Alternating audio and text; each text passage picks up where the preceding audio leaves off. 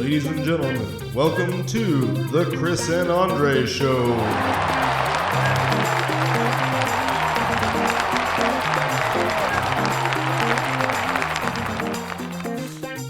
Oh, man. Welcome to the Chris and Andre Show. We're glad you joined us. I'm Andre. Oh, yeah. I'm Chris. We appreciate you joining us. We talk about everything here from sports to pop culture. We don't get paid for doing this, but even if we did, we'd probably just keep talking about what we wanted to. So, again, we're very grateful you joined us, and we hope you enjoy this episode. Yeah, as we get started. So, Chris, with further ado, let's get into business. Collaboration, synergy, thinking outside the box, raising the bar, breaking down silos, shifting the paradigm, disrupting the market, business. That is so painful. So I feel like there's an episode of The Office where BJ Novak used every single one of those like cliches when he became an executive at Dunder Mifflin. I mean, those, just to be clear, those are all things that you and I heard at one point or another in our time at E-Area. yeah, it's like and not in a joking manner, like in a legit, like, guys, this is good advice. These words that mean absolutely nothing. well, I'll say this in defense of synergy, right? And actually, all those terms. It's always great as long as you execute the things that you say you're going to execute, right? Yeah. For example, I got introduced to the 7 Habits of Highly Effective People, like at some point in my career, and it was very pivotal in like my personal life and my professional life. But what frustrated me was that nobody really tried to live out those principles. So from books like Good to Great and all these other Now Manage Your Strengths, or it's like they're great ideas and sometimes principles, but the company doesn't really buy into it. It's like, how do we show that we care about your development? We're going to give you a book. In the company I work for, We're going to give you a different book every quarter that we expect you to read, not while you're on the clock, but in your own personal time when we're not paying while you're at home. Although in our minds, we are paying you 24/7 at a much lower rate than what you've calculated as your hourly wage based on a 40 to 60 hour work week. So no wonder that's a great transition to I know, the Great Resignation. Oh, it's happening. Yeah, I stick by my prior statement. People don't want to take shitty jobs. And just for the record, I was going to mention this before. I've heard several things on YouTube, with the exception of the F word, nothing was bleeped out. So as long as I curtail my F word usage, we should be okay. Oh yeah, no, totally. I had been bleeping out shit for a while because I know that like shit and the F word are not on the same level. Really, this is just an excuse for me to say shit a bunch of times in a row. But same thing. Like, I guess the more and more that I was kind of listening through some stuff on YouTube, I was like, I mean, the truth of the matter is, this is obviously not targeted at children, right? Like, we're not trying to get people under the age of, 16. I mean, not that we're targeting 16-year-olds either, but we're not Facebook. No, or Instagram or any of those other bastards out there. But yeah, I mean, like at the end of the day, I mean, my kid hears me talk, right? And the conversations that you and I have, although I have been trying to curtail my use of the F word a little bit more in her presence. Right. In large part because she started using flippin', like, or what the flip. Loop. And like, it's hard because on one hand, I'm like, you're not swearing, but on the other hand, everybody that hears you say that knows exactly what it is that you're replacing. Yeah, you're creating loopholes for my little buddy. Yeah, that's terrible. Which is a tricky position to be in as a parent, right? Like, you don't want to be the one generating loopholes. You're trying to close them as often as possible. My gateway anyway. word was crap, and I was like probably 10. And the first time I put crap in a sentence and my parents didn't punch me into oblivion, I was like, oh, I'm good.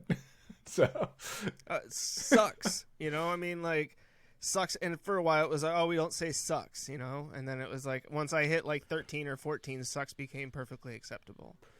There was a time in second grade that I called a kid an asshole on the playground. We were playing handball, and our ball went into his court, and he was a dick anyways. But he grabbed the ball and kicked it across the playground instead of giving it back to us. And I was like, you're such an asshole. And he ran and told the teacher. And I was just like, so not only are you an asshole, but you're a snitch. Like, snitches get stitches, boy. Oh, don't worry. I mean, I shivved the hell out of him after class that day. So, I met him behind the playground.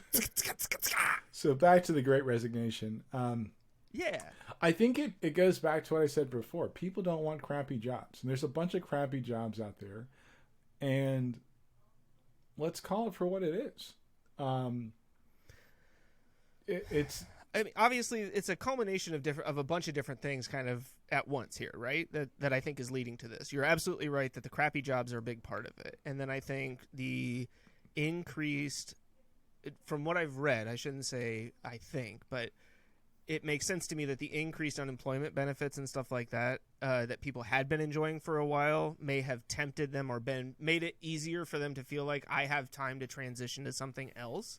But I think at the end of the day, what you're finding is a lot of people just have given up the idea that I have to put up with a crappy workplace environment, whether it's customers that I have to deal with or management or other employees, that my time and my misery isn't worth $2.13 an hour if I'm, a server. Well, it's even with funny, tips. It's funny you say $2.13 an hour. Apparently, there's a Hooters waitress that made $400 in one day. Well, sure. On top of her $2.13 an hour, and that's in South Carolina. That particular week, she made $1,600. So, I think damn it. Like, I was literally sitting here watching that happen. Oh my gosh. We're a professional podcast full of professional podcasting people. That is going to be the bane of my existence right there. This stupid cable.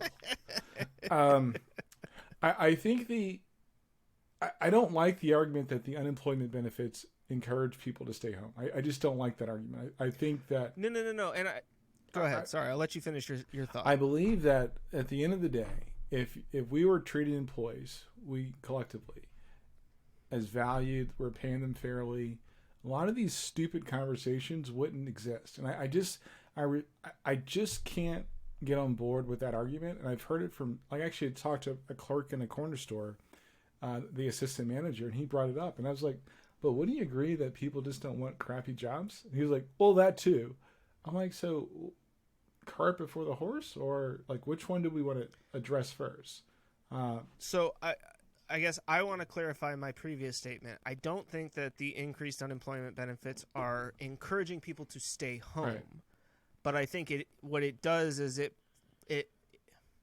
provides people with a greater confidence that I can get through the next 30, 60, 90 days as I search for a better employment. Okay, that's fair. I'm not required to stay in my crappy job where maybe I feel like I'm being mistreated or undervalued or underpaid or whatever it is, in order to wait until I have something better. Right. That I have an opportunity right now to shed that job and to not have it. I mean, really, like, so I think you and I had talked personally. I don't think I shared this on the last podcast, but I've been getting into Reddit more lately, which is something that we have talked about on the podcast before.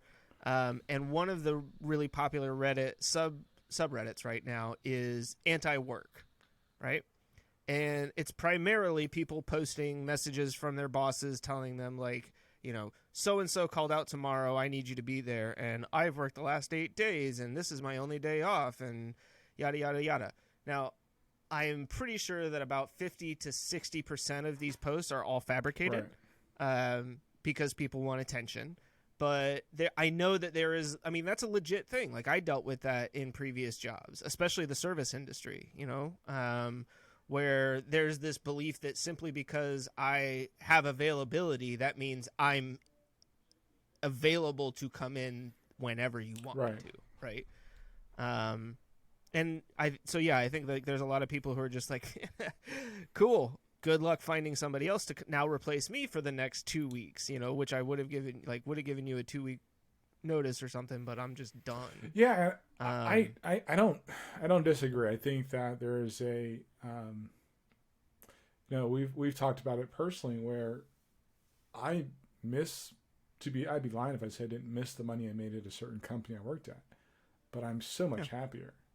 Right. I can afford my lifestyle. We keep the lights on and, we're able to save pennies, but it's like, do I need the extra money to at what cost? Right. And it's just not worth it. I want to say maybe it has to be about at least 20 years ago. I read an article in the Wall Street Journal talking about how there's a lot of guys that weren't taking the next promotion because they realized the value that they had being better parents. And that was probably, part of the chipping of the iceberg for me to realize that maybe my career is not, I'm climbing the ladder leaned against the wrong wall. And that's a, good analogy from Franklin Covey.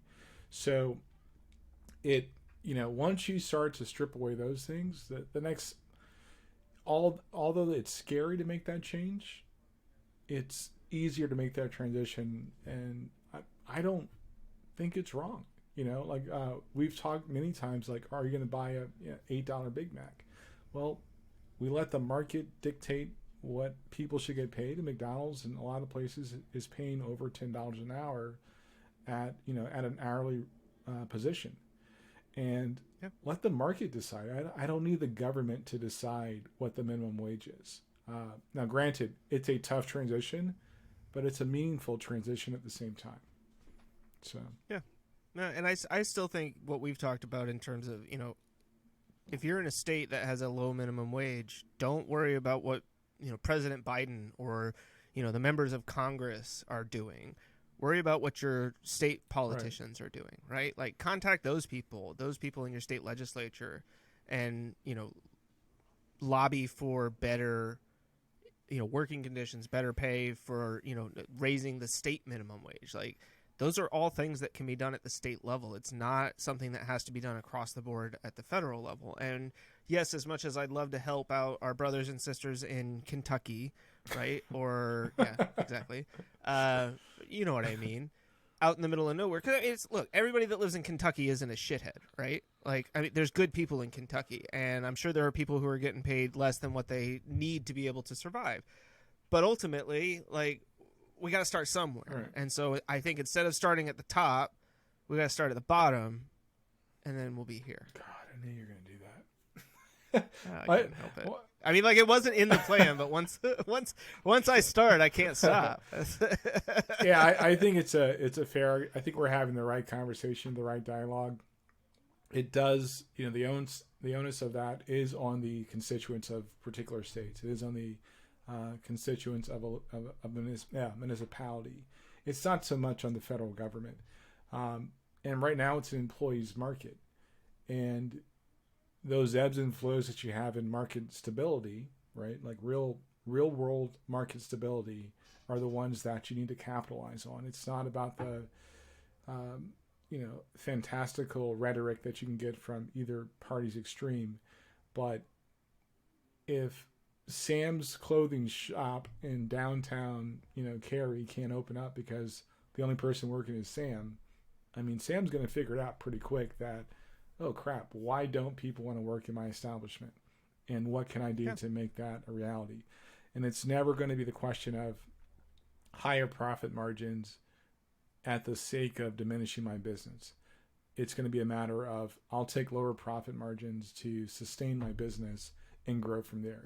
It's one penny's better than zero. So, well, it's interesting. I can't remember if it's in this article from The Atlantic that we have in the show notes here specifically, but just talking about the Great Resignation, one of the interesting things was talking about the rate at which people quit their jobs, right? And that it was perceived that, through the 40s and 50s and in through the 60s even, that, you got a job right out of high school, you stayed in that job for 40 years, you got your pension, you retired, and you were done. And it turns out that during that time, employees were quitting for new jobs more frequently than we have over the last 30 years or so. Yeah. And that rate is actually a big factor in wage increases. You know, that your ability to leave a job to go to another job typically will result, not always in a wage increase. I mean, you and I have been there where we've left to go somewhere else to make less money because we just weren't happy with what we were doing, right? But ultimately, like, I think it does put the ball more into the employee's court to say, you know, you're the one who ultimately decides what you're worth and what you're willing to work for. Don't let somebody else determine what your value is.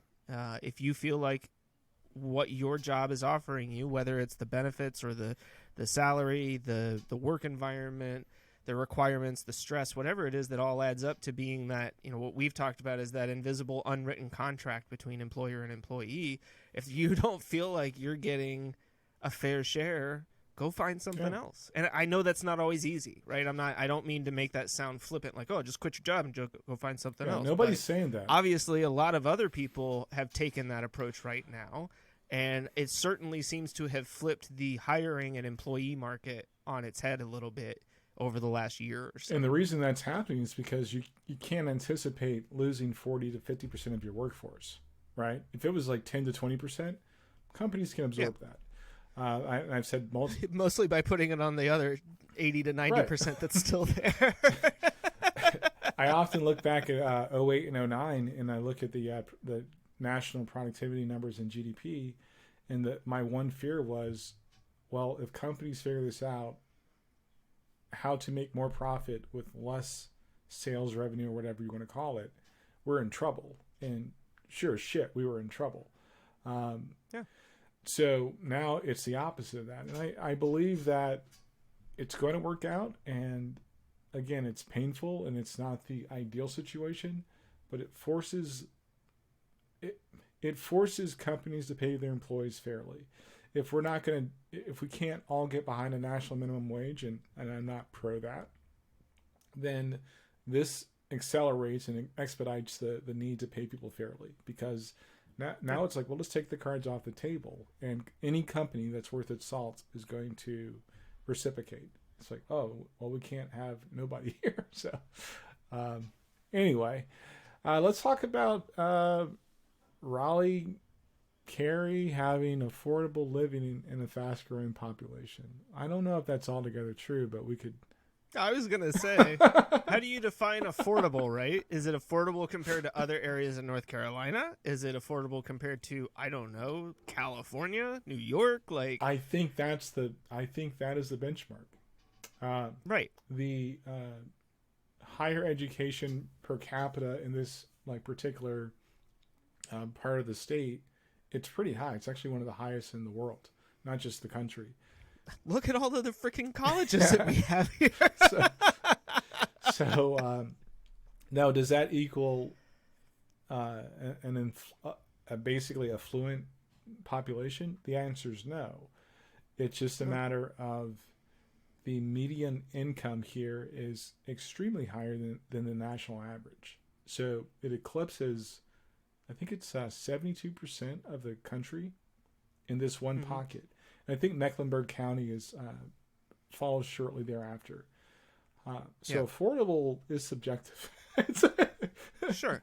Well, and think about it, right? Like, part of what happens in these situations, I experienced this firsthand growing up in Northern California, where in the mid to late 90s, Southern California had become so overpopulated that the property values down there were getting ridiculous. Right. I mean, you were paying insane amounts of money for a house that was literally built on top of your neighbors. Like, you had 2 inches of space between the houses.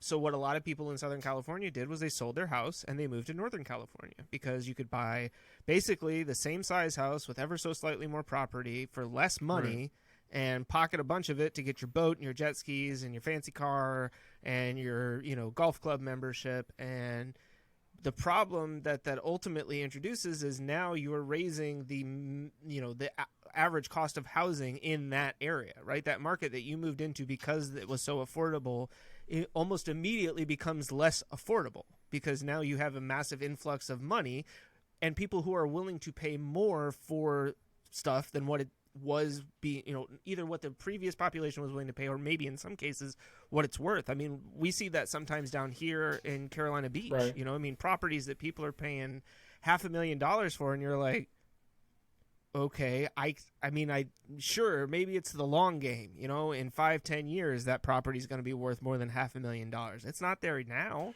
I mean, the Cary housing market, right? I mean, that it was ridiculous. It's a bubble. And still has been.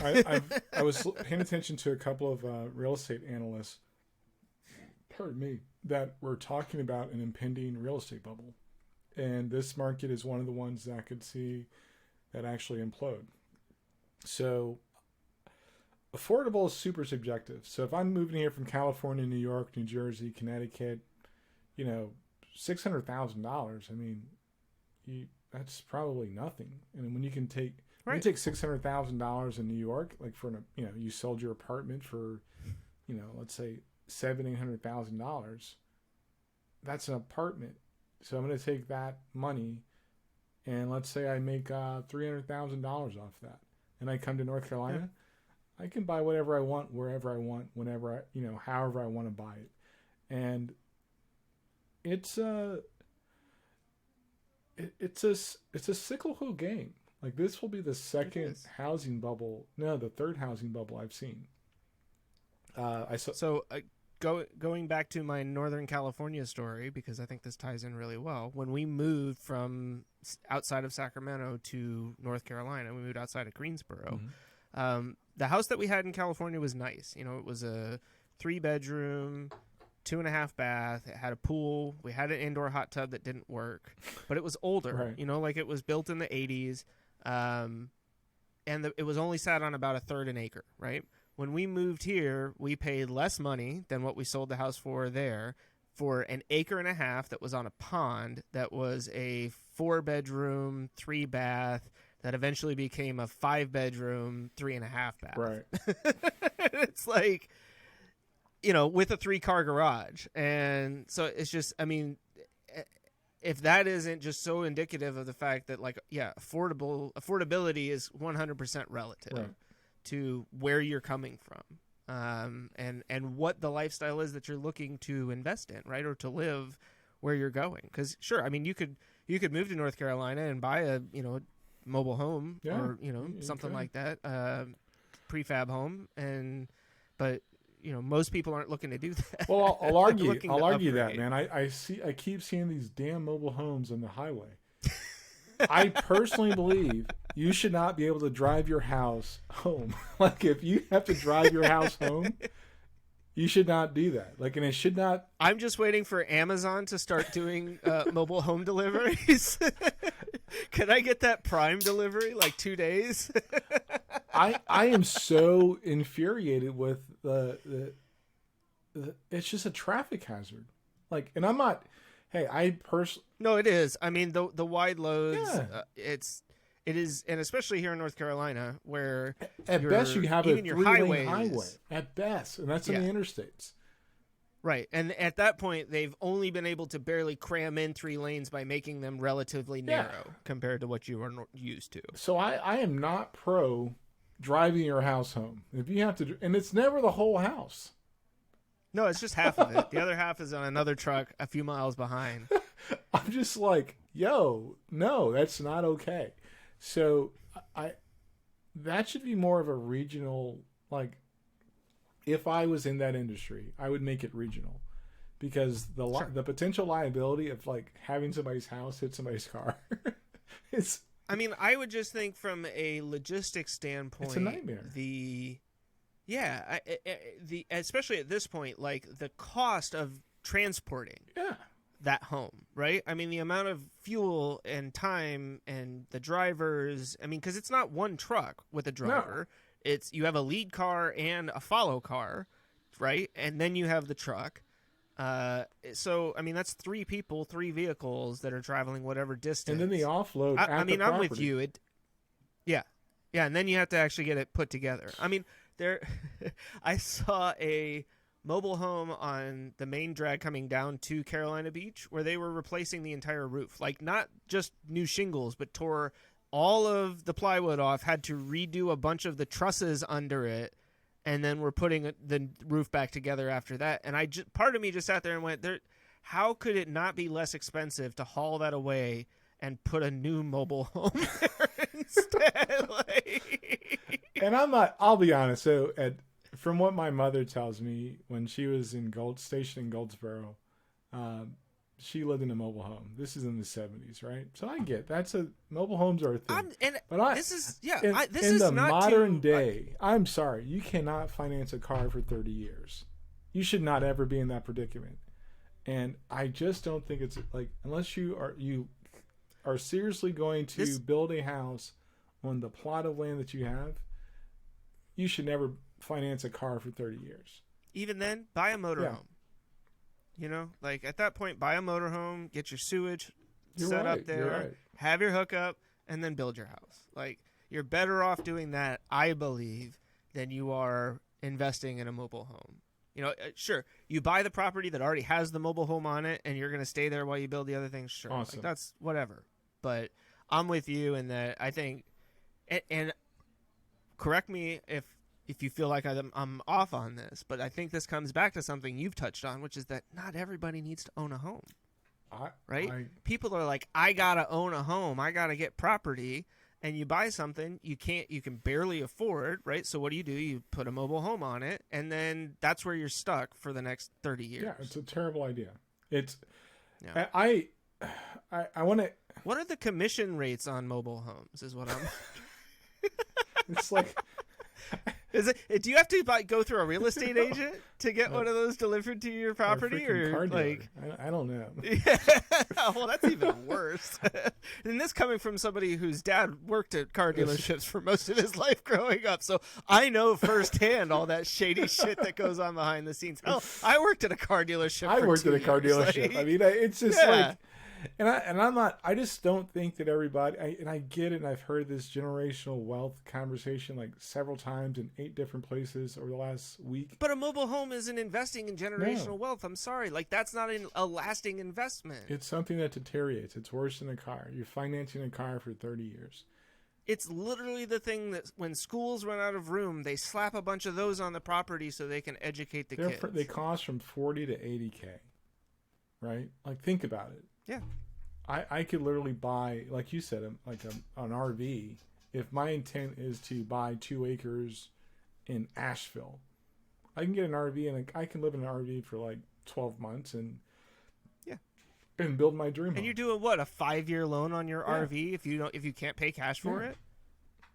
And granted, if you're buying a piece of property that doesn't have a house on it, you're not getting a loan for that. You got cash already. Yeah. It's an interest only loan. So I'm not. But the moral.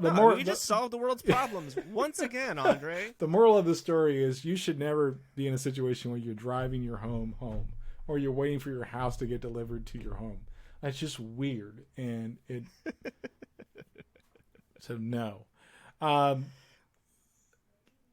So we talked a little bit about real estate commissions, and I know that this is something that you had on the list, so I think this is maybe a good place to talk about this. I watched that video that you sent me about the Canadian stuff. I don't know if you meant for it to happen, but it started at a very specific point in the video when you sent it to me. So I only watched from there on. But it was essentially what I got from it is that real estate agents in Canada, instead of taking people to houses that had low commission rates already established for it, they were steering them to higher commission rate homes and hoping essentially that they would get more money off of it. And so essentially discouraging people from buying things that were perfectly affordable within their price range simply because they were ultimately going to get a lower commission rate on it. Yeah. Which is illegal. It's illegal in like 900 countries. I can only speak for the United States. It's so funny enough. The North American Realtors Association is actually, they've got one of the largest lobbies, and they're trying to protect commissions. As a former realtor, who actually asked for a minimum of a 6.5% commission. Right. I could justify my commission because I actually marketed a house. It wasn't just like, hey, I'm just going to put in the MLS for you. And this is now specifically listing, or was it 6.5 on both sides? If you were, did you do both sides? Were you a buyer's agent and a seller's agent? I only had that experience one time. Okay. And would I forego my commission to sell a house? Yeah. Would I have actually, here's a good example of like where the integrity in that industry is lost. Most realtors, they should do rentals, but most don't, because you only make $100 or $50 off the deal. I thought it was a great idea. That's literally how I stacked my. Remember, she's back at the house. No, I told you that Christy got back. Remember I called? Okay. Yeah, so she's back at the house. Yep. No problem. That's literally how I stacked my client list, because I would do rentals. Because I knew that the average person did a rental. They stayed in the rental for 6 months. They were going to buy a house, and they'd start looking in month 4 or 5. That's how I was. Who were they going to come to when they needed to buy the house, right? The guy that showed them. The guy that helped them get into the rental. And show them all 20 apartments.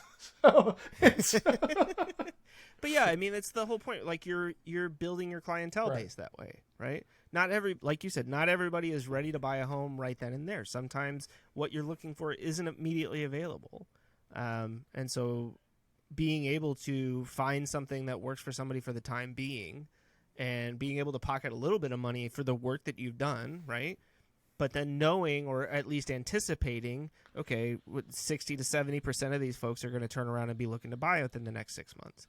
So it's not like it's all I'm going to get out of it is this. Yeah, for some of them, but for the most part, you're going to end up generating a return customer that is going to net you more money in the long run. Plus a referral. Like 30 or 40% of my prior clients would give me a referral. So it's a matter, I think the argument that steering's wrong, I agree. The argument that commissions are too high, I agree with that also. Because the objective is to help a person sell a house or to buy a house. And at the base of that objective is the house that they desire. Like, it's not the one that you want to put them in. It's the one. Yeah, think about it too, right? Like if I'm in a position where I don't have a ton of equity in my home, but I'm looking to sell it, I could essentially be prevented from working with a real estate agent because of the commission. Right. Like it could make it so that is not a viable option, because I'm ultimately going to, by the time I pay out both of the real estate commissions, that I'm not going to have the equity in the house that I thought I was going to have. That you need to turn around and invest in something else. And so, yeah, I think, I mean, do I know what the solution is beyond what you're suggesting, right? Lowering commissions in general and capping them somewhere, or, figuring out what we can do. Maybe, I mean, do you think that like increasing rental commission a little bit so it's more than like $100 might help, or do you feel like that's going in the wrong direction still? Yeah, it's a volume game, because there's a lot of heavy lifting to be done on the realtor side, to be honest with you. And it's not, you typically don't make money unless you close on something, which is a fact, right? I think I agree with the comment that one of the people that were interviewed said in this segment that there is a place for realtors, but you don't need them. It's kind of like car dealers. You kind of don't need them. If I can buy direct from factory, I'd rather do that. I don't want to haggle. I want the best price.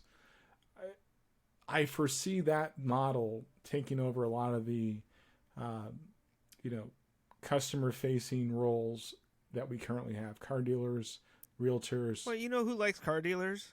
Car dealerships. Car dealers. Yeah.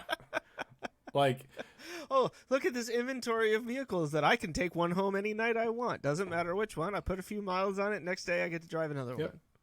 I literally don't think there is unless there's something that dramatically changes where there's a benefit to the consumer, realtors are extinct, in my opinion. And if you remember in the video, one person said that did the for sale by owner, it's not that hard. And like I literally, it's really not that hard. The only thing that you have to think about is, do I get a real estate attorney? I think a lot of that was the most difficult thing, honestly. right? And even that, when I got the family that was interested, they did not have a real estate agent either. They were buying, on their own. And I asked them, and they said, no, we're not working with anybody. And I said, well, do you have, a law firm or a lawyer that you would prefer to work with? And they said, yeah, we have this one. And I said, oh, that's funny. That's the one that I was going to recommend. Simply because I had worked with them before and found them to be a good, Right. They didn't charge an exorbitant amount. They were really good to work with. They made it very simple, and they were local. And so it was like, cool, this is easy, and that's all it was. That's all. Like, I went in, I signed the papers, I came back a couple hours later, I got my check, I went to the bank, boom, done. House sold. Yeah, there's no, I don't see a real benefit except for the person that doesn't have the time or want to do it to look for a house. Yeah. And that I get. Yeah, that's a service, right? Yeah. Like, for some people, but the majority of us can get on Zillow and put in a search and have it send us update emails every day. Yep. Now, yeah, what I was gonna say, but I'm caught myself because I realize this isn't even true, is that real estate agents don't even have the opportunity to tell you what's going to be on the market before it gets on the market. That's not true. They do. Always? Yeah. So they can get you in before other people in that way. Yep. Okay.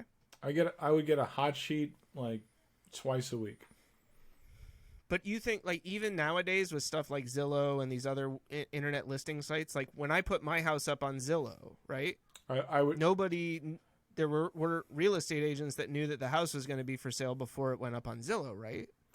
Probably if you went with Zillow or that way, no. But traditionally, like, I would know before whether it was in my office. But that's if you're listing it with somebody else, right? So like if I called, just for example, well, trying to actually no, there's the no name there of would one of these companies. There would be no way to know because you're not actually unless you're the listing agent, there's right? nothing that you know, or there's nothing you need to do to prepare your house to list it or say I'm going to sell it, right? There's nothing right. in it. There's no pre-qualification that you have to go through. Right. So it's literally, the day that I put my house on Zillow was the day that literally I was like, I'm ready to sell it. Right? I'm ready. Not even I'm ready, necessarily ready to sell it, but I'm ready to show it. Right.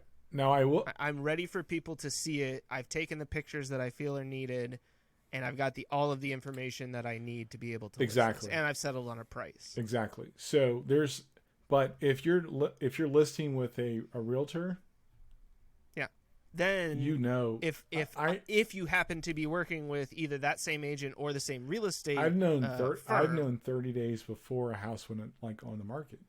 Sure. I've looked from outside of the firm I work with. So. Oh, okay. So. Just through word of mouth, or is that the hot sheet stuff that you were talking about? Is that I may get a listing where it's like, no, they're very motivated to sell, and we're going to go on the market in this time. If you know anybody, blah blah blah. Right. So you go to all these realtor dinners, lunches. But even then, right? That's in large part because they are listing with another broker. Yeah, but brokers or some they broker, talk. and that broker is going to talk. Yeah. Right. Because there are benefits, right? So if you've got But I guess my question is that fair to the market? Well, not even is it fair, but if I'm not going to wait 30 days to put it on the market, there's no direct advantage, right? Well, there is, because I can actually set up an appointment to view the house, right? Maybe they're trying to do some remodels or something like that.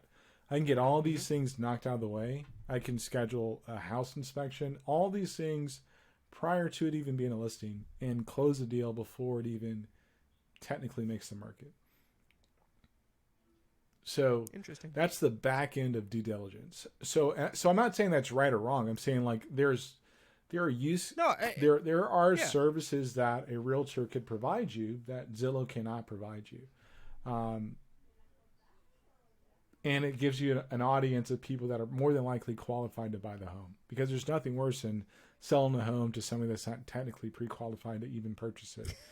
So, so that was the one thing with my house was, like when they came to look at it and they were like, we're really interested. And I was like, are you guys pre-qualified? Like, have you been approved for the loan? And they're like, we're going through the final stages of qualification right now. right. I was like, great. Just let me know when that's all done. And as soon as it was, they sent over the, confirmation paperwork to say, yep, we're all good. And I was like, perfect. We're good to go. Yep. Now, whatever I do with my house, I can do it all myself. I don't need to. Well, yeah. I don't need to because. And granted, yeah. like I'm fortunate because I have Your dad. my best friend who previously worked in real estate, and my dad who still holds his real estate license but doesn't really like actively participate. Right. But I had two people that were very close to me that were able to help and guide me from a, not from like a representative standpoint, obviously, but just from a, hey, yeah, these are the things that you probably want to keep in mind. These are the things you want to go ahead and take care of. Hey, does this all look legit? Does this seem usual? Yeah, that's the normal amount. That makes sense. Right. Okay. Yeah. And you move on. Those sorts of things. So Exactly. now, should we offer these classes to people without having a license? Sure. I think that would be we should educate our populace to understand what these quote unquote laws are, and we eliminate part of the problem. And it'll make the market adjust to the new demand. So the Zillows, the Realtor.com, although that's actually owned by the Realtors Association, those services aren't going to go away. So it actually kind of ties into the other point that or the other note you put in here. 90% of the U.S. stock market owned by 10% of Americans. I don't think a lot of people know that. Right? But when we talk about the economy, Jesus Christ, it's whether or not the stock market's doing well, right? So really what we're saying is, how good are the 10% doing right now? Right? Are they making hand over fist? They are. Then we should all be thankful that they haven't brought down the wrath of whatever on us. Like, okay, sure, Jeff Bezos and Boeing, go build your stupid space port thing that you're going to do. We have entire channels dedicated to 10% of Americans. Yeah. Like, they are not the... Well, and what, like they said, the other 10%... it's all institutional. The other 90% of Americans own 11% of the stock market, essentially. Yep. So during the pandemic, I think the article said that the top 10%, the 10% richest essentially, made $1.65 trillion off of the stock market, and the other 90% that own 11% of the stocks made $1.35 billion combined. Like, so essentially the stock market is nothing more than what we've talked about before, which is a way to transfer wealth from one rich person to another.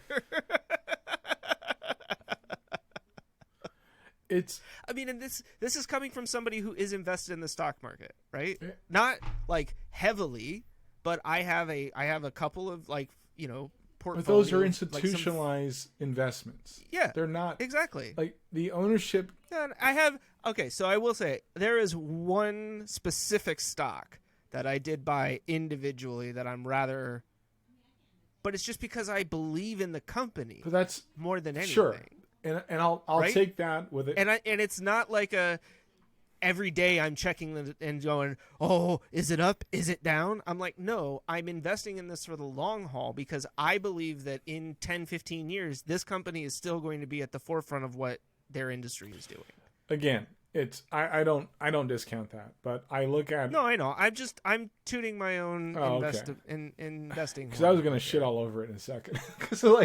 Because we don't know, nobody that I know makes enough money to where their shares of ownership make a difference at said company. It's never been designed to be that way, and. No. It's interesting that people, first of all, our government screwed us with the swap out of pensions for 401ks. But it's also interesting to see that people, they keep getting super excited about the stock market. I'm like, yeah, but I can almost guarantee you nothing you own is affected by any sway positive or negative in the stock market. Like your 401k will more than likely never be impacted by any like change that we have over the next 10 to 15 years. Not long term, right? Not even long term, unless the entire market collapses. No. Right, but what? So the one, I guess, I'm not trying to argue with you what you say, but to make, I guess, maybe to support what I say. Yeah, in a sense.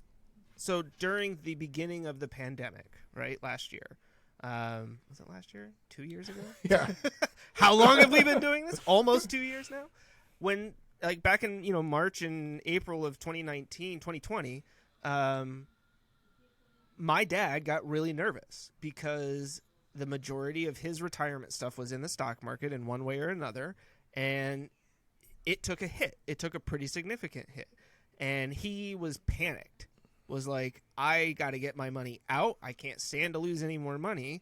And his financial advisor was like, no, right, just stay in. It will come back.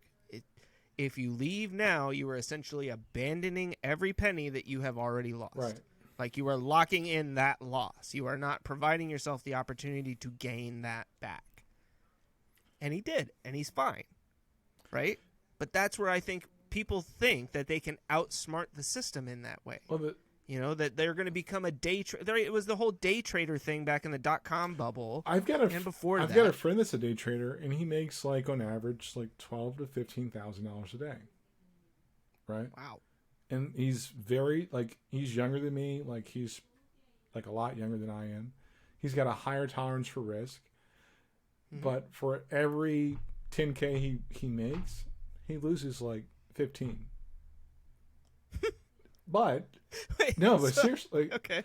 But if you look at it cumulatively, he makes enough money to support himself and his family. But he's got a healthy view of what the market's for. It's not for, like, day traders are a different breed, right? It's a different type of analyst. It's a different, like, everything's different.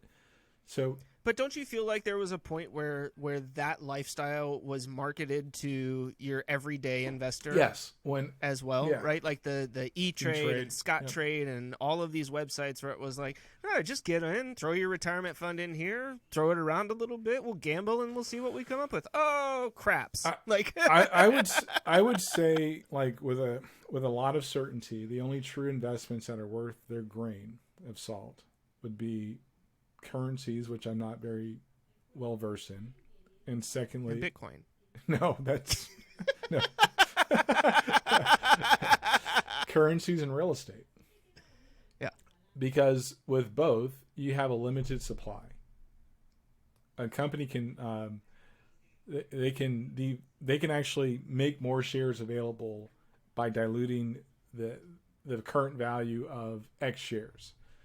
Yeah. At any given point. And that's how I believe most companies get out of bankruptcy, whether it's, through, complicated buybacks or whatever.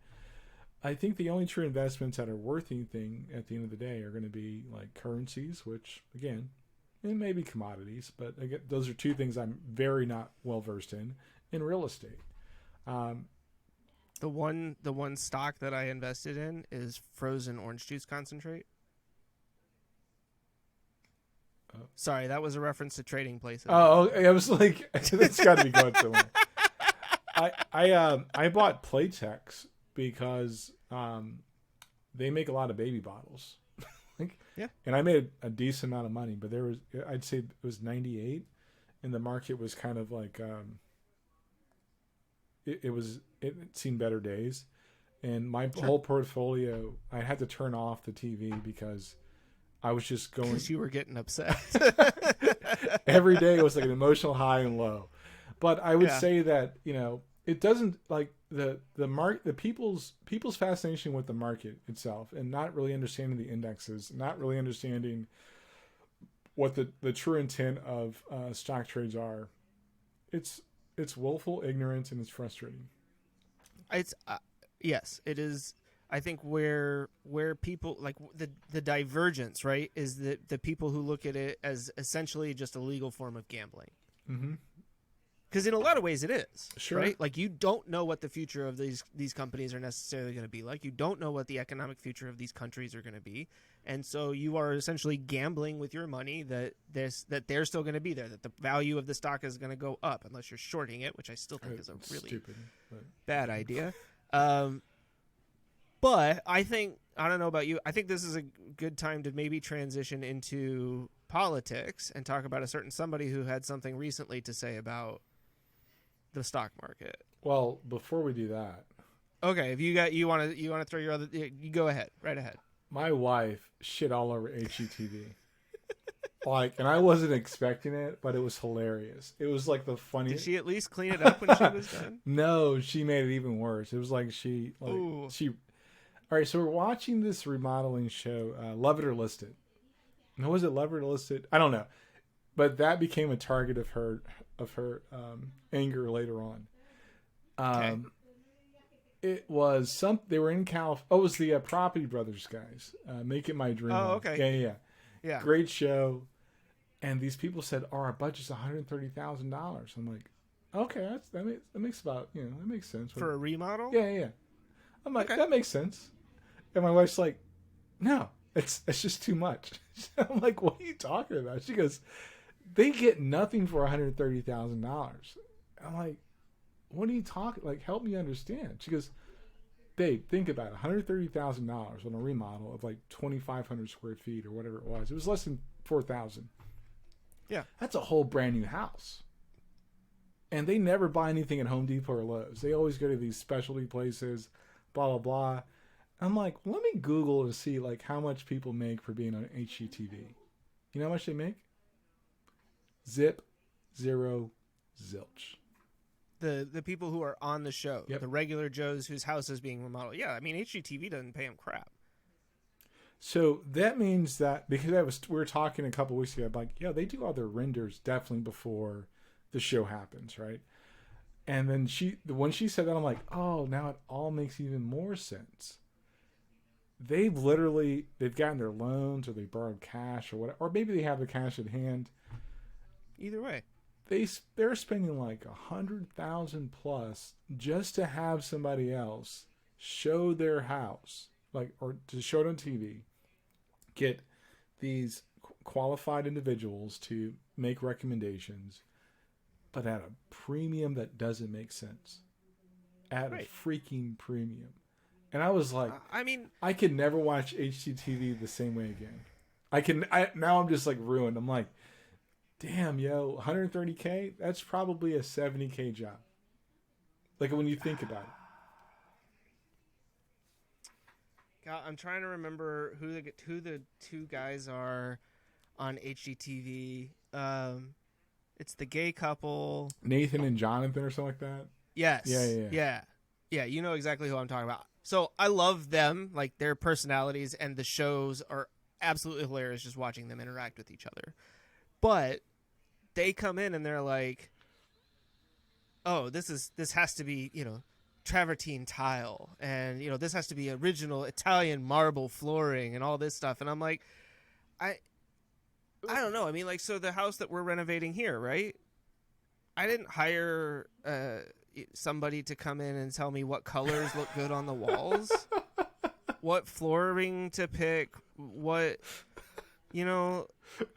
I got help from somebody that helped us to do the layout for the kitchen cabinets, right? Because that's not something that's super easy, and it's helpful to have somebody that can say, all right, this is kind of how you typically want to lay things out. These are the the rules that we tend to follow, just so that you have enough space and you can reach the things that you want to reach, and that. But beyond that, everything else that we did was just us going in and saying, I like that. Let's do this. Yeah. Right? You run into a problem, you go, all right, how do we solve this? Well, we got to put a wall here. All right, cool. Let's put a wall there.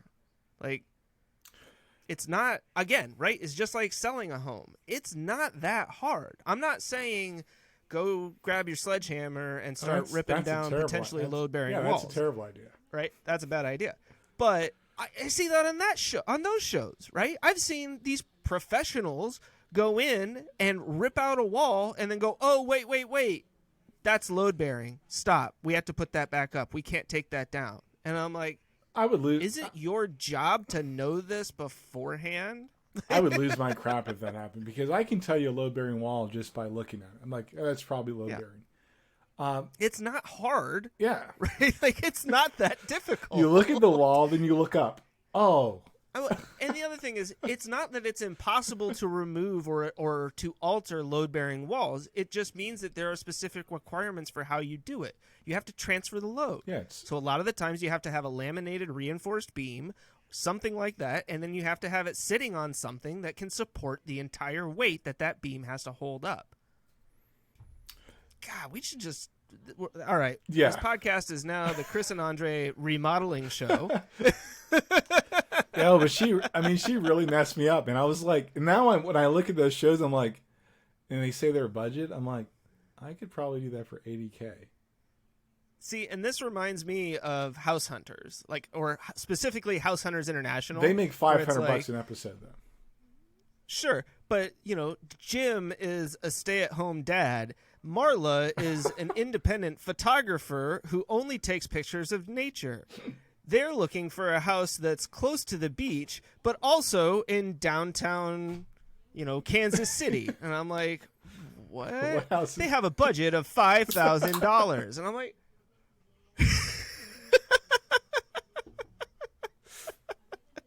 And then they picked the house that didn't meet any of their requirements. Yeah, that's always the second house. It's always the second crazy. house. It's just like, now I can never look at these shows and take them like, especially the remodeling ones. It's like property, like House Hunters. I'm typically right like 98% of the time of which house, because I listen to what they're asking for. Right. And ladies and gentlemen, well, more specifically, you listen to what the woman is asking for. Yeah. Because, brother, I hate to tell you, but it doesn't matter what you think. It doesn't matter what you want. If she ain't happy, nobody is happy. I'd be lying if I said that wasn't true. But I would say that I had the fortunate opportunity to work with a lesbian couple some years ago. And that must have been tricky. That was... It messed up every, every dynamic that you had previously established. I didn't know where, I didn't have a safe place at all. I'm like, I don't know. Maybe we should ask Lynn what she thinks. So it was like, that's fine. But be that as it, now we can transition, but I did want to make a point that my wife shit all over it. Now I can't watch HGTV with any amount of certainty of like how I feel about it. But let's talk about politics. That's good. That's good. Good to add that. It's time for politics. Oh, Mitt. Yeah, so I don't know how we... It's time for politics.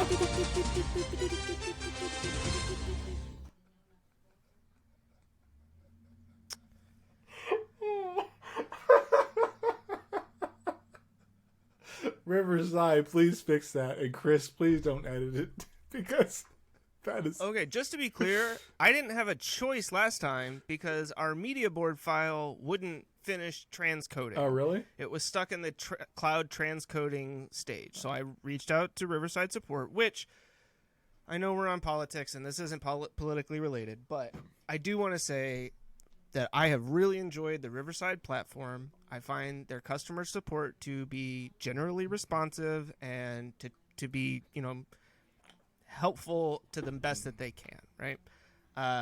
They did eventually get the media board file out of cloud transcoding, and I was able to download it, but by then I had already gone through and dropped in all of the sound effects because I wasn't going to wait around for that to finish to get the episode published. But in that last week's episode, as you may notice if you go back and listen now, after the first couple of sound effects, every time that we played a sound effects from their media board, it repeated it twice. And it is rather irritating when you feel like I can start speaking now, and then it's like,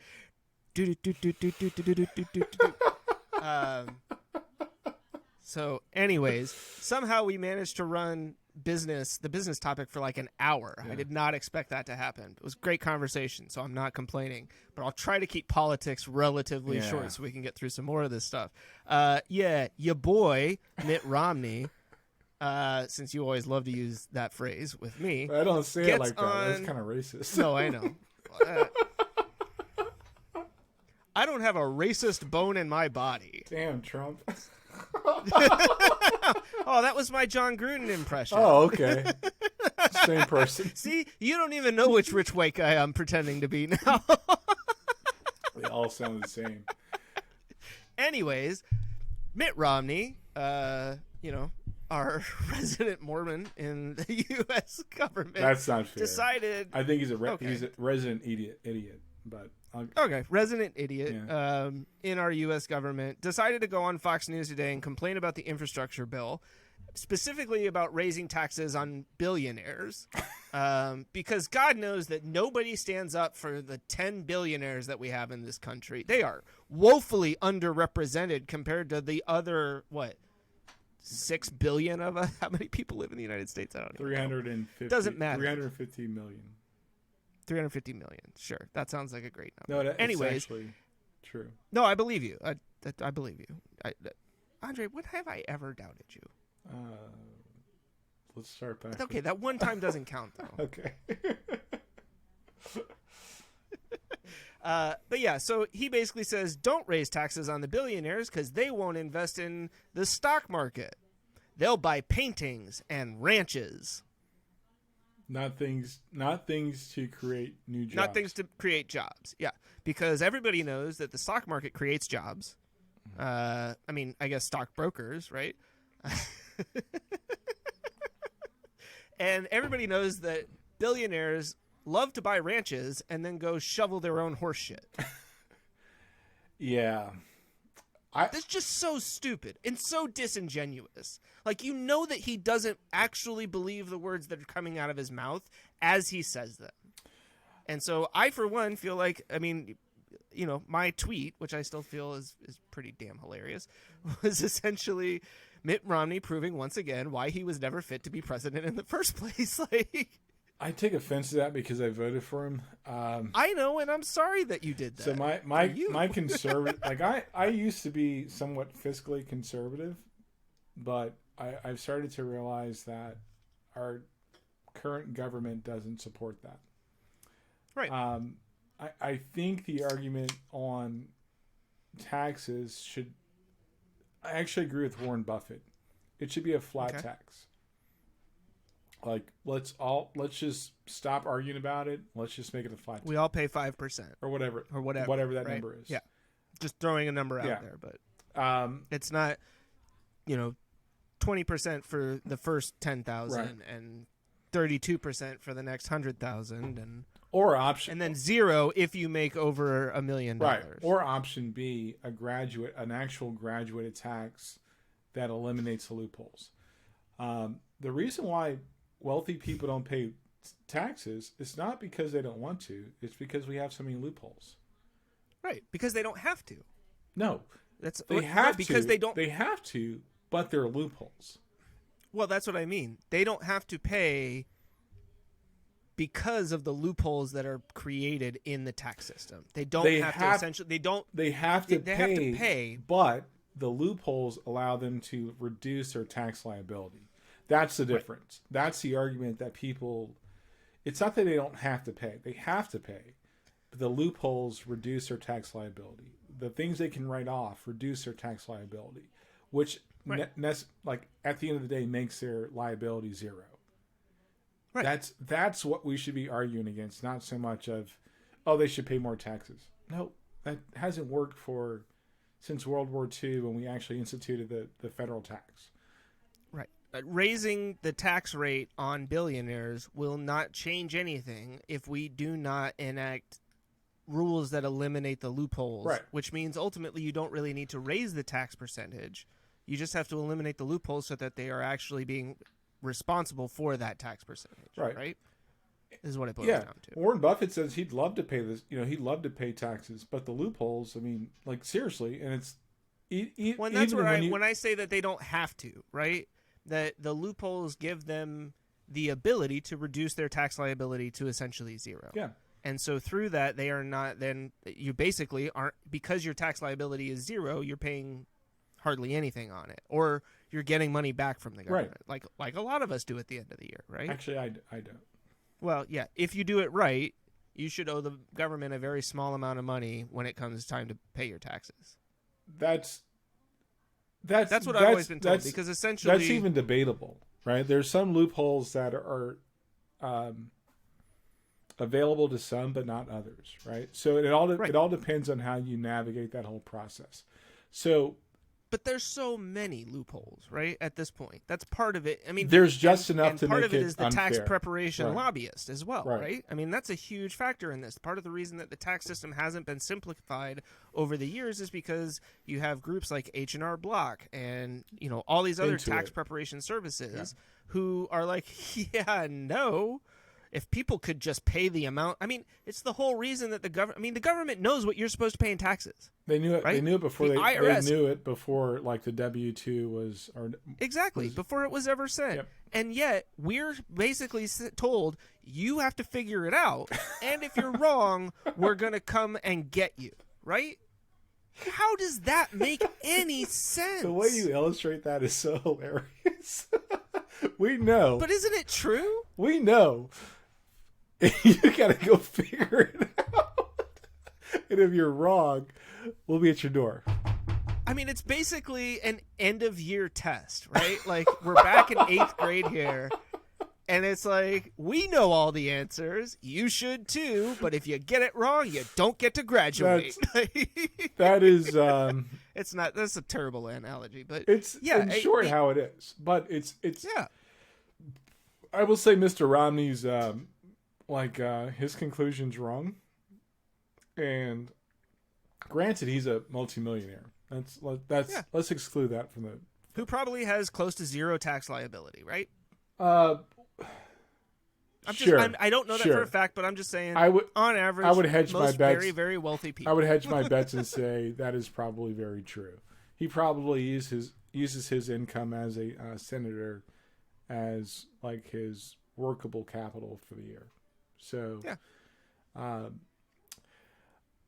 I'm not going to be a hater, but I think that the argument that we keep having is the wrong argument. It's not about taxing the billionaires. It's just about let's close the loopholes so where like you can eliminate the need for tax attorneys. You can eliminate the needs for most accountants.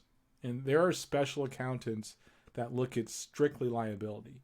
So what I'm hearing is Andre Powell is anti-jobs. Sure.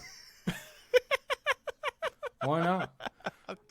I mean, sure. No, I'm with you. Like, there are whole industries that have been built out of this that don't need to exist, right? We talk about unnecessary bureaucracy in the government, and yet this is one of the biggest scams that I think has been perpetuated on the American people for decades now. Or what if we repeal the law that instituted the federal tax? What would we do then? That's a bigger question. I don't know. What would we do? Because when I hear sitting congressmen and women and sitting senators talk about raising revenue, such as we're a product, it pisses me off to no extent. So this, I feel like, kind of ties back into the stock market thing. What happened to bonds? Nothing. Right? They're actually a pretty stable investment. But why isn't that where we stopped? Bonds should be the way that companies and the government raise money. Okay. It shouldn't be taxes. It shouldn't be stocks, right? I don't want ownership in the company. I want you to tell me in 5 years you're going to pay me back the money I gave you plus interest. I'm your bank, right? I'll entertain that. I think part of the complication with that is the amount that we consume. Sure. So our consumption has never met inflation. Our consumption's never met supply. And companies needed to borrow money at a higher rate. Does that... To the point where they couldn't issue bonds fast enough, or the bonds weren't... I think a little bit, like a lot of things like complicated that. Whether that be we couldn't issue bonds fast enough or we couldn't realize returns. If you look at companies that actually still pay a dividend, there's a very small percentage of those companies that still have paid a dividend. There's a super small percentage of companies that have paid dividends since they've gone public. So it's a great question. I don't know if it's, I mean, it could be potentially a solve, but I would repeal the law that says that we have to pay a federal tax. Like, if we can't figure out the tax situation, if we're not bold enough to change the loopholes, let's repeal the law and see what happens.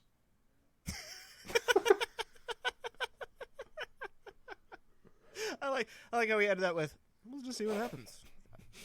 What's the worst that could happen? Oh, the U.S. government defaults on all of it. But I mean, hell, we do that almost every 3 months anyways, right? Because the government shutdown is looming. If the Senate doesn't agree to some stupid debt ceiling, limit raised, then we're all China's going to come calling for all their money that we literally don't have. I mean, what are they're going to show up and they're going to foreclose on the White House? Oh, no. I have a joke that would fit, but it's going to make us transition. Well, that's fine. Whatever. We'll give them all the money. Want to talk about this. We'll give them all the money that we earned from Fast and the Furious 9. Yeah, let's go to pop culture. That sounds like fun.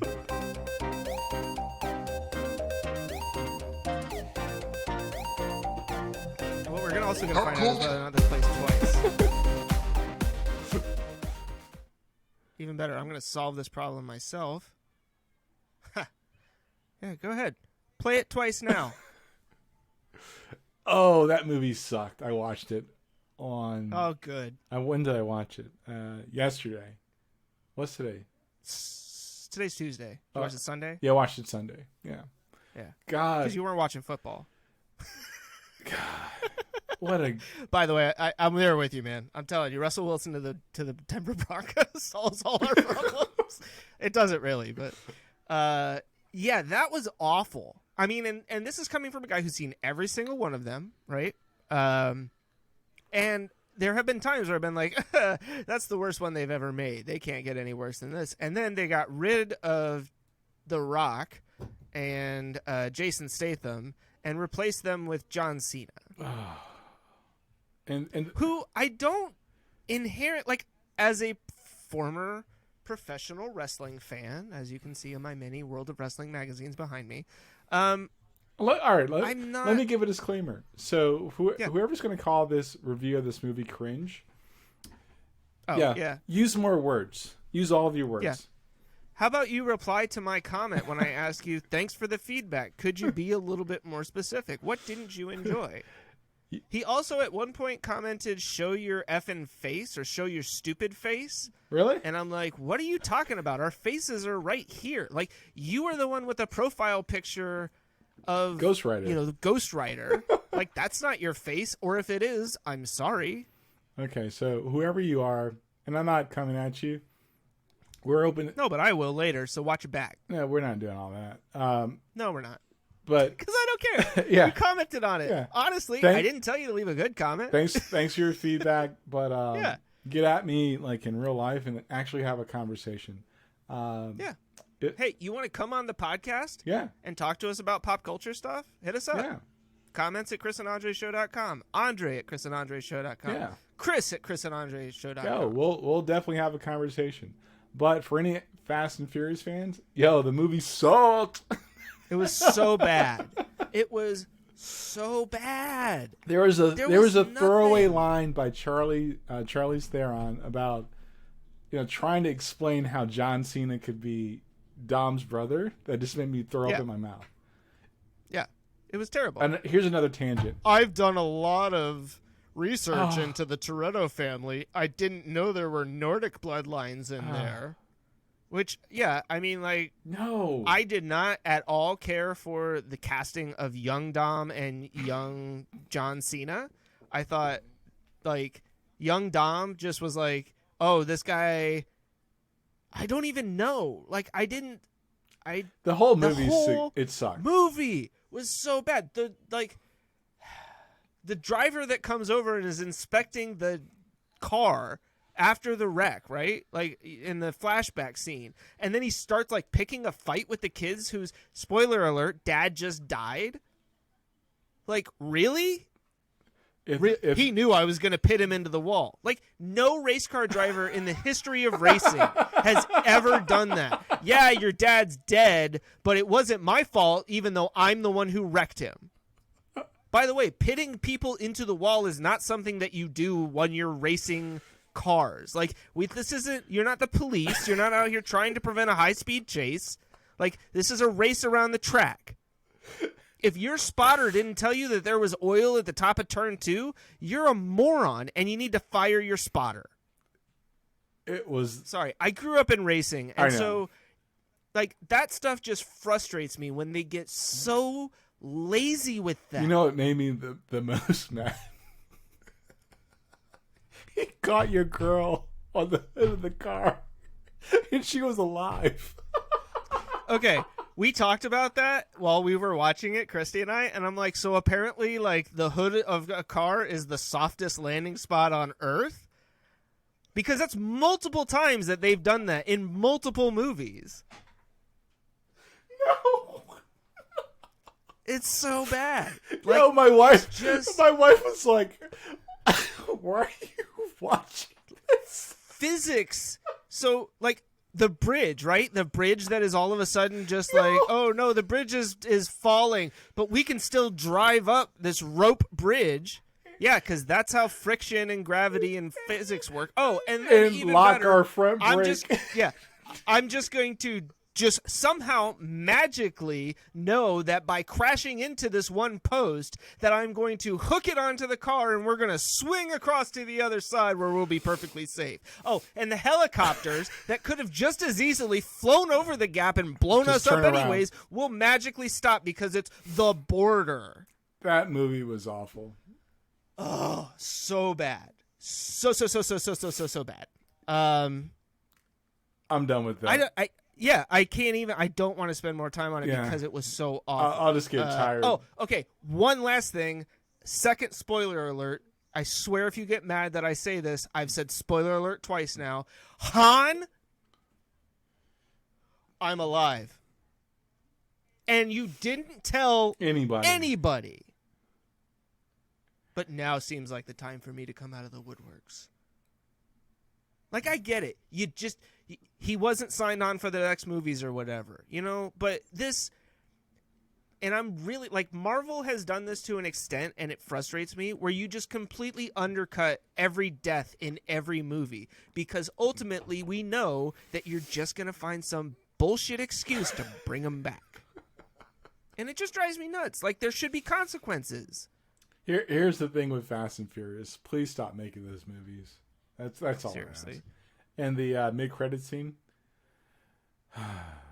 with Jason Statham. Yeah, I'm a big fanboy. But who was in the punching bag? Was it supposed to be the rich dude or just some random guy? It was great. Yeah. This means a ton to me then. Next. Like, okay. So I think we had talked previously about how I fell asleep multiple times trying to watch Free Guy.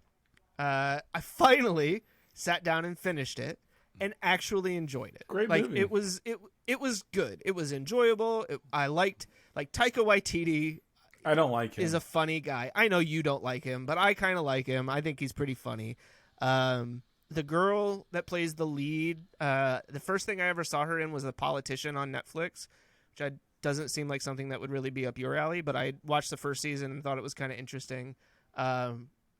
It took me a hot minute to realize that it was her playing both characters in the game and not in the game. Really? I didn't catch it at first, but probably because I was exhausted and fell asleep twice. But the third time when I was like, oh, okay. So yeah, I liked Free Guy. That was good. I enjoyed that. I finally watched The Protege. Great movie. And then texted you and was like, dude, have you seen The Protege? It was really good. And you're like, bro, I told you about that. And I forgot. But yeah, it was really good. Like, Sam Jackson, Michael Keaton, although the whole sex scene. Yeah, I kind of glossed over that. Like, but yeah, I kind of just moved past it, but it was like, come on, guys, that was 5 minutes I didn't need here. Yeah, you like literally shot each other. I don't think I'm ever trying to smash somebody that shot a gun at me. Like, that's not even cool. At what point? I mean, you're. It just doesn't make any sense because you're literally putting yourself in one of the most vulnerable positions you can be in with somebody who's trying to kill you. Dude, it's like, why? What if they were successful, right? Like, does that scene happen? Like, in my mind, I'm doing like, Cinema Sins in that whole movie. I'm like, oh, dude, I broke the sin counter with it. God, I hope not. I broke the sin counter in my mind with Fast 9. I kind of like stopped doing it in Free Guy. In the Protege, that was when I started going, bing. So, what if she was successful? Do you still is the power of boners like stronger than like this chick was, or this dude was shooting at you for the last 10 minutes? The fight scene before that was way too long. Way too long. There were parts that were like there were bits and pieces here that needed some work for sure, but overall, like, it was enjoyable. Yeah, good action movie. She's spoiler alert again. This one's been out for a while, so it's probably not as bad, but. Sam Jackson coming back at the end, that pissed me off. Yeah, I didn't like that. Just let him be dead. I didn't like that. Like, stop it with this stuff. It robbed. And then he comes back to then blow it up again. It robbed her motivation, and it seemed like they kind of scrubbed over that, and she knew it. I'm like, no, she went through all this angst. She had no idea. Yeah, all this angst to get to where she's at. You're gonna pop up? Come on. There were parts of it that were lazy. Yeah. Last on pop culture, this is a rarity for me. I read a book recently. With words and pictures, or just words? With no pictures, just words. Okay. So we went last Thursday to our local library down here. We got our library cards, and I was perusing, and they had, in the new section they had this book called Fortune. Like the Lost Years of Uncle Chow Tang, I think is the series, and it's by an author, Ian Hamilton. Basically, the book takes place in Hong Kong in 1995, and it's 2 years before England is getting ready to hand the Hong Kong back over to China, communist China rule. And this main character, Uncle, is one of the leaders of a triad gang in what they call the New Territories. And it's all about him dealing with this transition and all of the stuff that's kind of coming up in the other gangs and what they're doing and all of that. It's really interesting, and I think you would actually really enjoy it because it's all about people. Like, it's not all about violence and like all this stuff, but it's so much inside this guy's head of him figuring out like, what's my next move? If I do this, what's this guy gonna do? He's like, I mean, dude's playing 3-dimensional chess while everybody else is shooting marbles.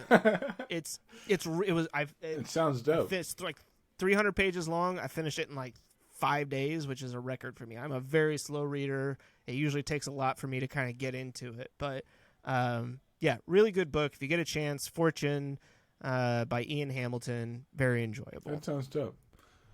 We always bash on stuff, so I wanted to make sure we had a call out for something good for once. So let me end pop culture with still saying Fast 9's or Furious F9, whatever the hell they call it, still sucked. Yeah. Let's go next. Yeah. Social media. Oh, see, now I screwed myself up, didn't I?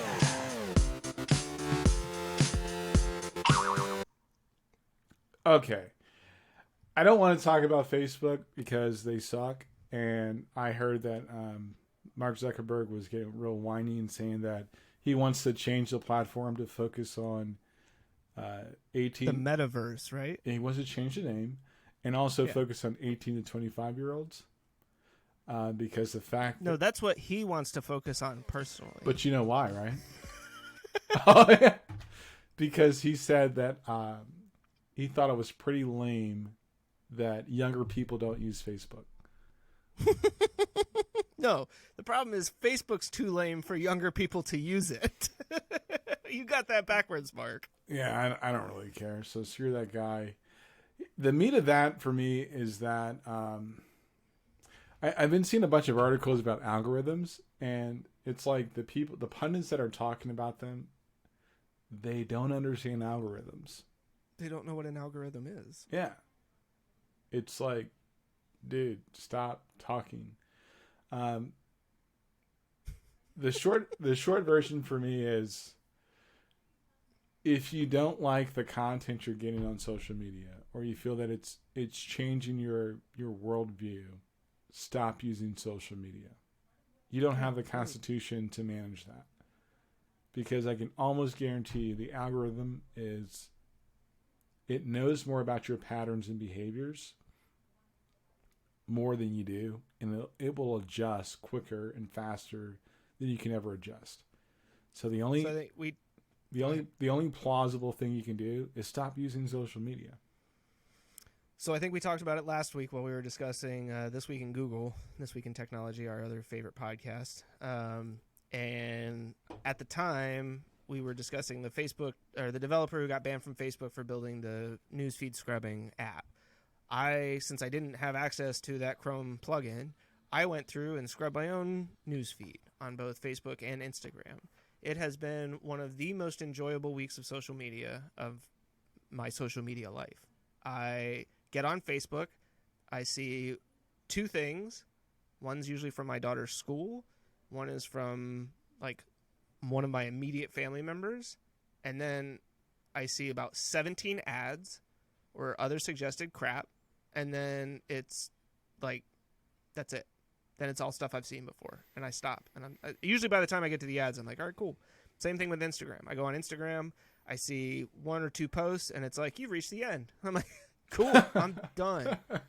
Like, I haven't looked at my, because like my phone, Apple does the weekly screen time reports and stuff like that to tell you how much you use. So I didn't look to see it by comparison, but I can only imagine that it's gone down significantly from where I was previously.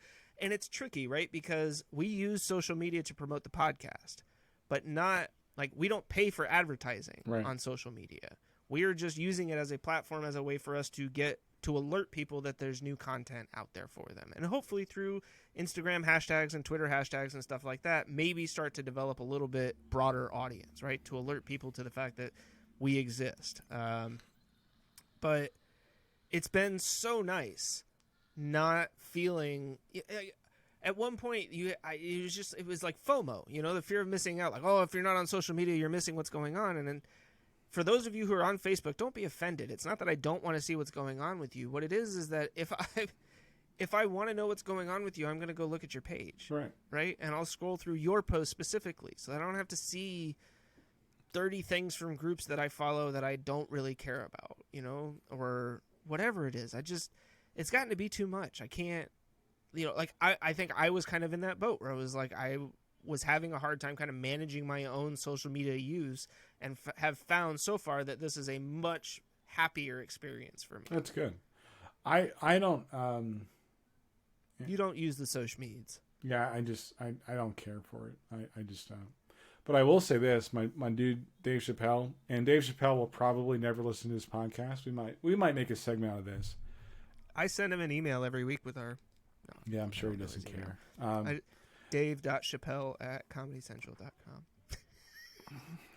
That's his old email address. Oh, okay. Strike. I think he still checks it though. Jesus. Sorry, go ahead. I respect him for coming out and saying he's not going to bow to anybody's demands. And like I listened to a pundit this morning. It was John Avalon, and I can't remember her name, but she's a political commentator, and I think she's kind of torn about where she's at, and just like she's like, I'm part of two marginalized groups. She's obviously a woman, and she's a black woman. Totally got that. John Avalon made a very intellectually honest point, and not saying she didn't, but it was just like, yeah, but it's not about agreeing with his position.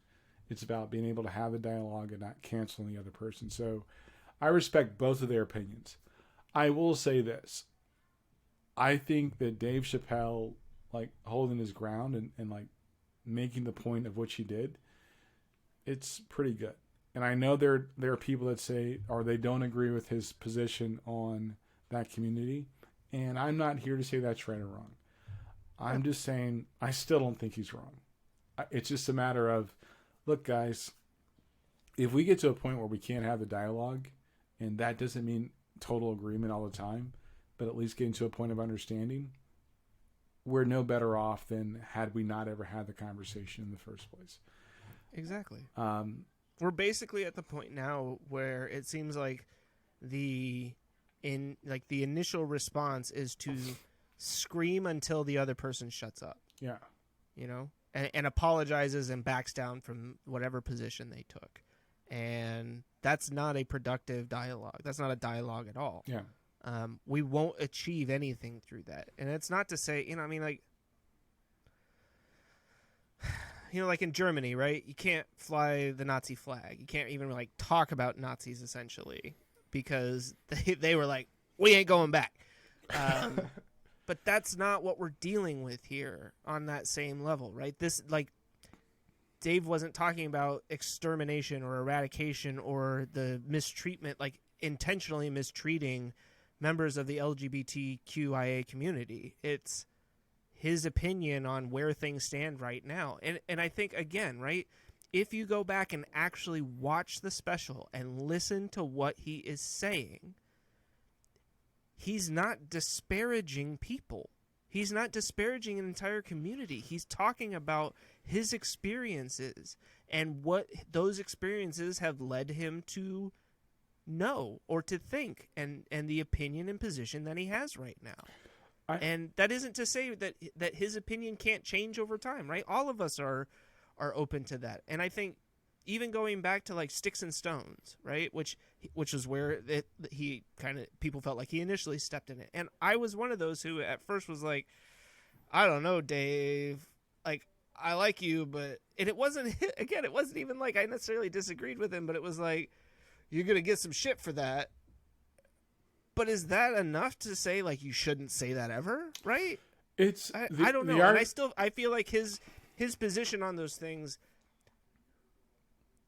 matured or changed, right, from Sticks and Stones to the closer. I think it's all the same position. I think that it's just here's, and I'm not going to speak for Dave Chappelle, but I'll speak as a person that, like, well, I agree with his position. I think that the fact that you can't have a conversation and you have to prove your point to make the masses agree with you or to say you're right it's wrong in and of itself.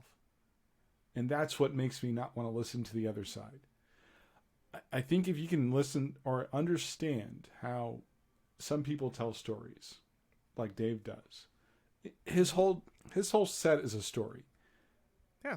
And it took me a while to kind of realize that, he's not just telling jokes. He's like, you have to pay attention from the first sentence he says all the way to the end. And once I started doing that, I'm like, I really appreciate his whole set. I think our nation's dialogue, or most society's dialogue, is based on the snippets. I hit it, you hear the period, and you think it's the next thing. Nope, it's still part of the same story. Yeah, it's all part of the same conversation. Yeah, right? And I think that's the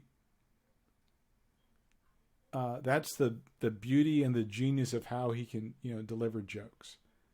And they're not jokes just for the sake of the punchline. They're jokes of kind of breaking down a barrier to actually have the conversation.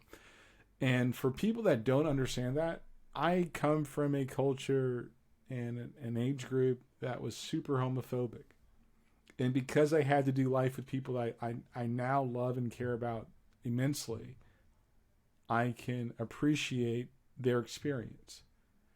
I think Dave gives people an opportunity to kind of like just experience that in a different way. So don't miss the forest for the trees there. And I know it's a challenge. I'm not saying it's easy, but like, I can't, I have friends and what I consider family that are gay or transsexual and I love them like family. And there's nothing I wouldn't do for them. But it took me in my own way of getting there to like, oh crap, so-and-so is a good person. Like the other stuff that I may not necessarily understand, it wasn't agreeance. Remember there was a point in my, like we would talk where it's like, look, I don't want to accept that. I can appreciate you, but you can't force me to accept it. That was part of my ignorance of, yeah, but it doesn't mean like that's what I have to do. Like that's what works best for that person, and that's that's who they love. Well, and I mean, Dave even kind of touched on that too, right? Like, to what point do I have to participate in your self-image? Yeah, it's hard. It's hard to. It's something, and I think Chappelle's like a couple, maybe 2 years older than I am. We come from the same like timeline. Yeah, very very similar, right? Like, Yeah. I mean, you guys are very very similar demographic in that regard. And So so I think it's a matter of like, look, nobody's saying that. Let's go back to Sticks and Stones. His issue in Sticks and Stones was, no, it's not the same fight. And I wholeheartedly agree with that. His issue now and the closer was, okay, we can agree it's not the same fight, but don't pretend like part of it is don't pretend like everything's rosy in this whole like journey and to get to equal rights, right? This crusade to get to equal rights, it's not rosy either. We there are still things you guys have to work on too, and we can learn from each other, right? And it's not I think part of his point is that a lot of the times the impression is given that the LGBTQIA community is a monolith, right? That they are all one and they are all feel the same way and they are all working together to raise up everybody in that group. But the truth is that they are like this close to dropping the L over the issue of, transgender and trying to figure out how they manage that. There is rampant racism throughout members of that society. And so, part of it is kind of like, look, we all want the same rights that others have, and nobody should be denied that, but you can't pretend like everybody in that group is an upstanding person. Like, it's just that everybody's perfect in that group, and that I think at least that was something that I kind of took away from it. I think was just like, you all got some work to do on your side too, but let's figure out how we all move forward together. Yeah. I want to not leave anybody behind. I want to end it with two things. One, I respect you for actually stepping back and listening to my point of view, saying, no, Chris, I feel you, but stop looking at it as a white guy trying with your like inherent, not saying in a negative way, inherent savior complex, but listen to it this way. And I respect you for doing that. And secondly, I watched Steve Harvey's like clips on YouTube, and I watched the one with RuPaul. Yo, I freaking love RuPaul. Like, I've seen a couple of his interviews, and I'm like, huh. And I saw him on that show, and I'm like, dude, I freaking love RuPaul, man. I just think RuPaul is freaking awesome. Like, yeah. But it's also, and if you look at that YouTube clip of like Steve Harvey's interactions with RuPaul and his family, it was like it's like a snapshot or like a really like quick picture of the Black community's interactions with the LGBTQIA community, and I super connected with it. And at the end of it, I was like, man, I freaking love RuPaul. Raven was funny, one of his team members, and I can't remember the other lady's name, but it just made me get like a deeper appreciation of what may not be normal to me doesn't mean it's not normal in general. And I have to continue to understand how to accept and to love and understand people. So I just want to leave with that. And I want to talk about technology before we cut out. Okay. Paul, I love you, dude. Let's talk about technology. So you're building Chrissy's website. Yes. So my wife. Let's talk about technology. I paused it. I very specifically did everything. You're going to be getting another email from me, Riverside.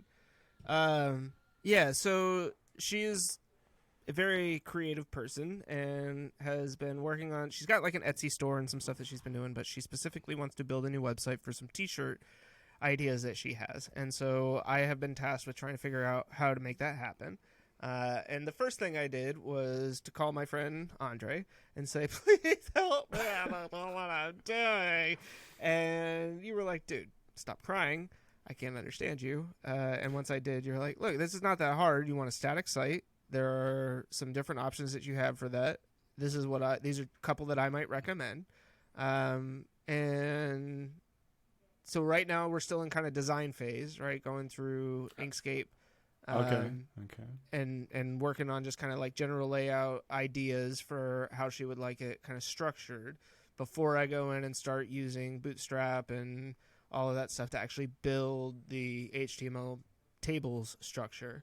I'm just kidding. I swear to God, for Andre. I will grab you through. There will be no tables. You know what? I think little side. I'm going to create an HTML my own Bootstrap, but it's going to be 100% table based. There'll be responsive tables, but it'll be 100% table based. Anyways. Oh God. Okay, continue. No, that's pretty much all I got so far. So the things that you recommended were Pelican, which is it's a All right. So let me step back. When you're building a website, you can build it in static HTML, and that means all the pages are not going to change unless you manually change everything. You can take that same principle and idea and put it into WordPress, where it's somewhat quote unquote dynamic, and or you can put it into a static site generator. Now, static site generators means that you create the structure of the website, and things will change and be regenerated. Hence the word generator, as you see them fit, whether it be a blog post, whether that be a different page. And Pelican is one that's based on Python, which is my favorite language to write code in. Then my side chick is Java. So Pelican is based on Python. Hugo is based on a language that I've never really explored. It's another static site generator, but it's based on a language called Go. Okay. Now that Go is the one that Google was using for a lot of their mobile app stuff for a while, right? For Android. Go is they were using it for like a scripting language. Okay. Yeah. Gotcha. So, and not maybe they did do some mobile stuff. I don't really know. But I do know that was a scripting language. They were trying to replace some parts and some functionality of Java. Java or JavaScript? Or JavaScript, I apologize. That's okay.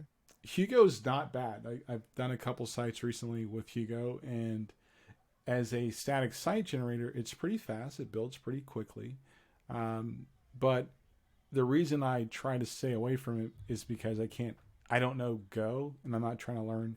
It's actually like my wife said, when we're jokingly talking about moving to Portugal, and because we're arguing about the cost of a plane flight, and I'm like, no, it's actually cheaper to go to Portugal than it is to Peru. And she goes, huh? But I don't want to know. I'm too old to learn a different language. So her answer was basically like, I don't want to have to learn another language. I don't want to learn Portuguese. So that's kind of how I feel about Hugo. I don't want to learn Go. So I feel more comfortable like doing things in Python or Java, and I don't want to pick up another language that it's just kind of like not what I want to do. Now, granted, I could probably do it. I just don't want to, because I like to build plugins and optimizations and stuff like that. But a lot of the cool, this is what I was trying to convey to you, like forestry.io works really well with Hugo and Gatsby and I think Jekyll. And so you can actually build all the nice front end stuff for your wife, so that way you don't have to worry about like maintaining the site for a lot. Right. You can do all the stuff in the back end, stand it up real nice and pretty. And then for her, she's basically, it's going to be a familiar interface like a Squarespace or a Wix or a WordPress site where she can go in and add things and take things out. And she doesn't need the technical know-how to make those things work on the front end and display for people. Right. You're not going in and writing a brand new HTML segment Right. for every time you have a blog post. Right. Right. You're not writing a brand new page every time that I want to create some piece of content. Right. You can actually You have you can templates essentially, right? Yeah. That populate based on the information that you give it using Python, I would assume, and then right? Or and actually, Java. or so for example, one site I built with Hugo, I actually made all the templates for example, landing page, and I turned it into sections. So as the user is adding or building a new landing page, they can pick a 1-column layout. They can pick a 1-column layout with text, or a 2-column layout, 1 column being text and 1 column being an image, and just drag and drop. So it makes it a lot easier for the non-technical user to use. So, Cool.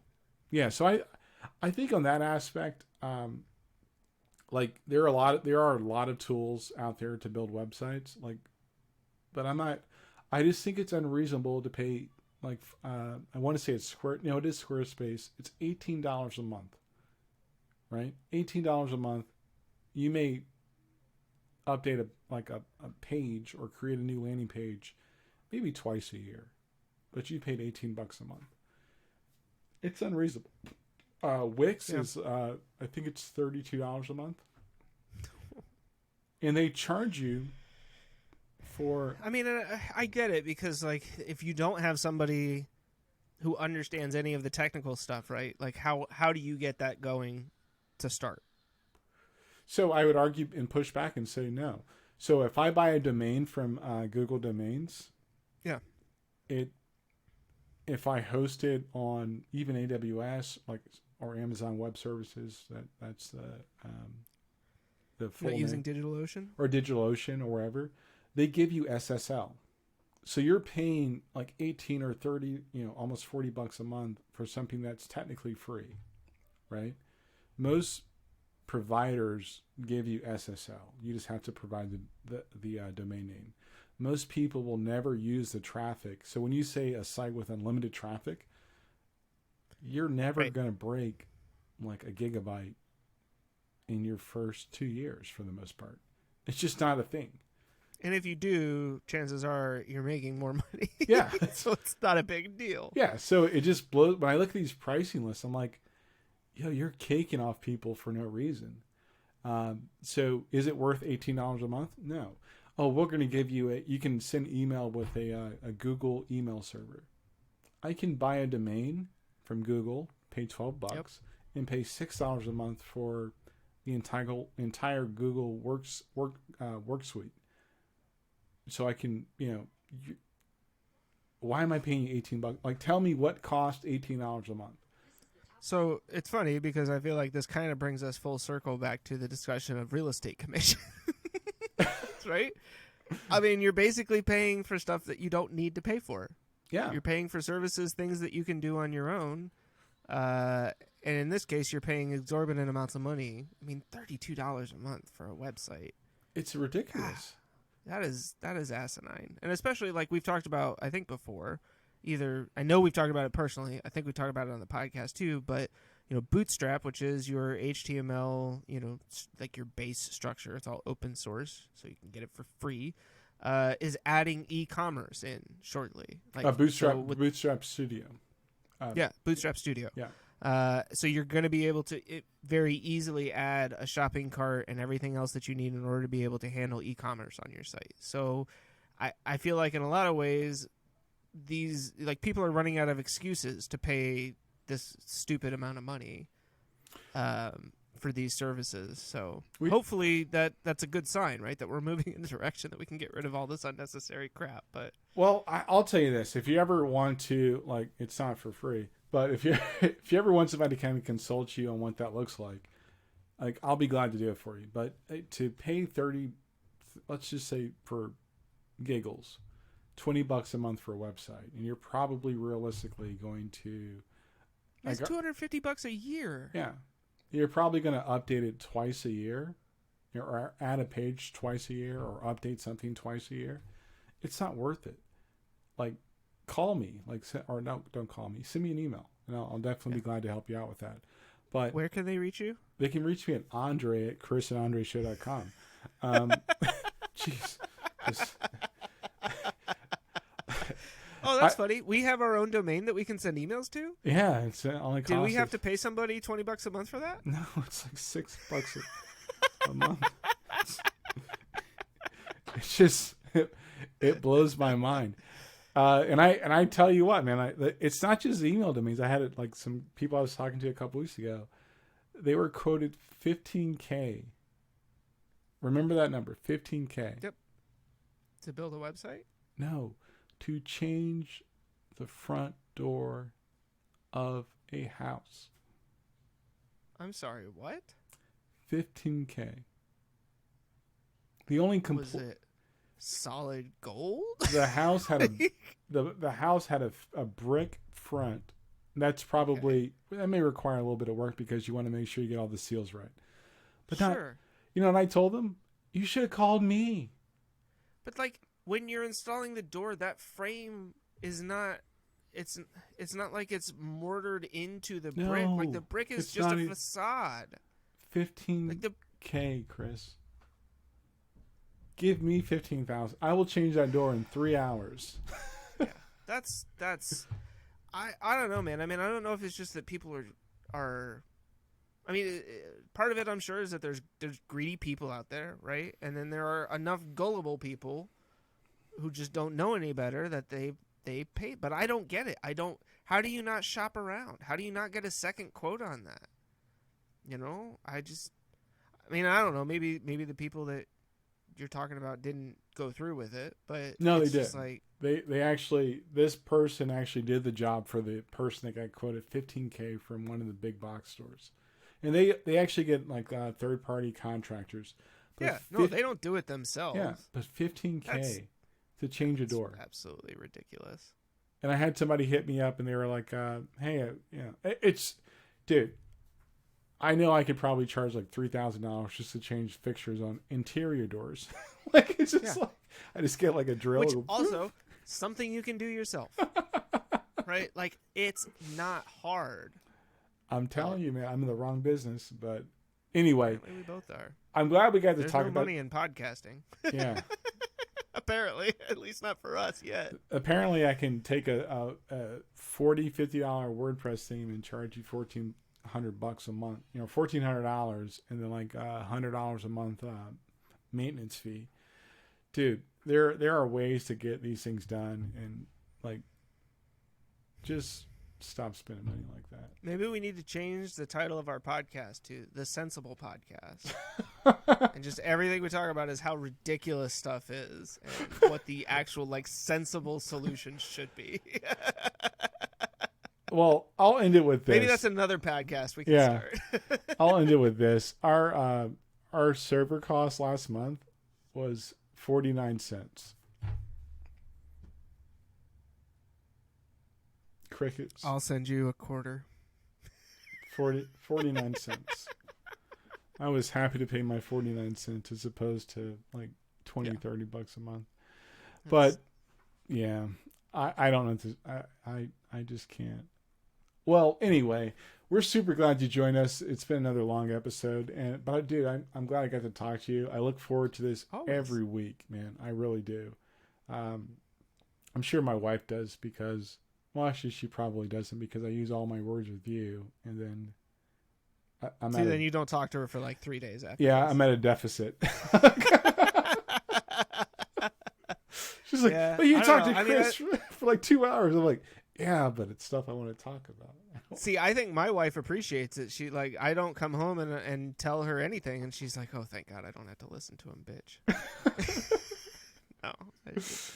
Oh man, so this is though. I mean, this is almost always the highlight of my week. Is, and I don't say that lightly. Like, I mean, yeah, you're my best friend, and you have been for a while now, and so anytime I get to spend with you is great, but this is always so much fun because I never know what we're going to talk about, even with our show notes. I never know exactly where it's going to go. And I guess at this point, as we're starting to get more people watching and listening and continuing to get new subscribers and stuff like that, it's encouraging because I think at the end of the day, like what we do discuss are reasonable things that everyday people are dealing with, right? And I don't think that our opinion strays very much from where a lot of people are. And so I hope that, you know, the people who are tuning in and subscribing are enjoying this, and you know that at the end of the day you're getting something out of this, that even if it's just a couple of hours or the 10 minutes that you watch one of our clips and you go, man, those guys are crazy, that's cool, you know. Like I don't know, this is fun. I love telling people about it. We got our business cards now that we're showing off to everybody. I've been handing them out left and right. So we're just gonna keep doing it because that's what we do. And at the end of the day, it's not about how many subscribers or how many views or whatever we've got. It's about two guys sitting down and having a conversation. And it gives me a chance. Two guys who care a lot about each other. Yeah, it gives me a chance to talk to my dude because we talked a few episodes back about mental health, and I think what keeps me sane is that I have like a circle of people I can talk to and like kind of really say, hey, I'm lost. So it's like one of the like most honest things I could say is like, I don't get this, or or that doesn't make sense to me. Please help me out because I think I'm lost on this one. And I really personally believe that we all need that.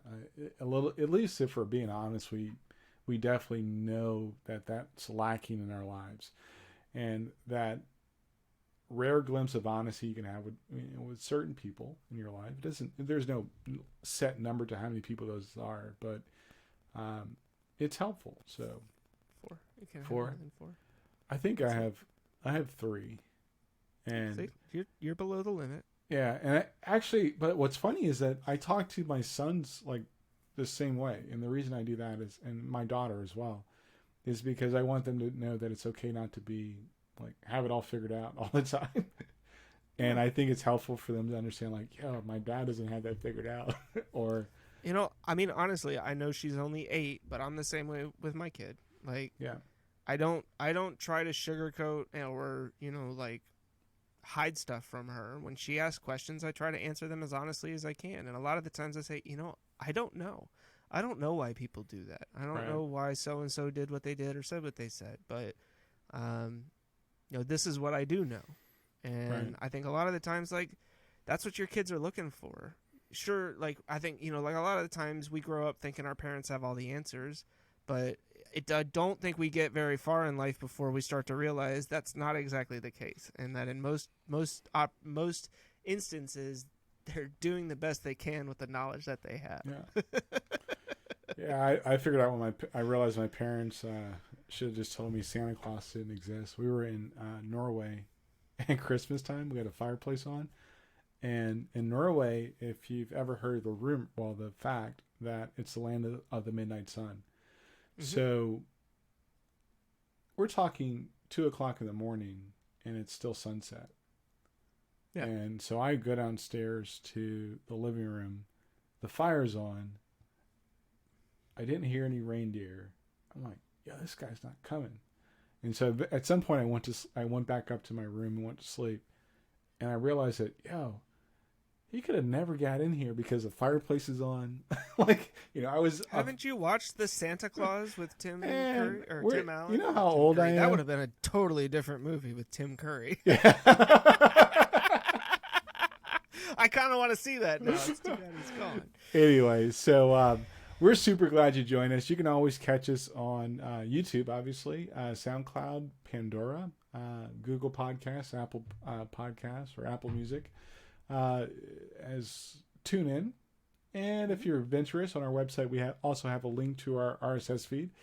You can hit us up on our emails. I'm Andre at chrisandandreshow.com, and I am Chris at chrisandandreshow.com. Good job. And if you want to visit our website, it's Chris. It's Andre. It's chrisandandreshow.com. We are on the webs. We'll probably be doing a nice super refresh in the next month or so. It's about time. Yeah. You know. Yeah, it's not going to cost us like $3,000. So no, I'm just going to go in and I'm going to be like, Find all this color. Change it to this color. As always, I'm Andre. And I'm Chris. And we'll talk to you next time. You're such a fool. I do my best, you know?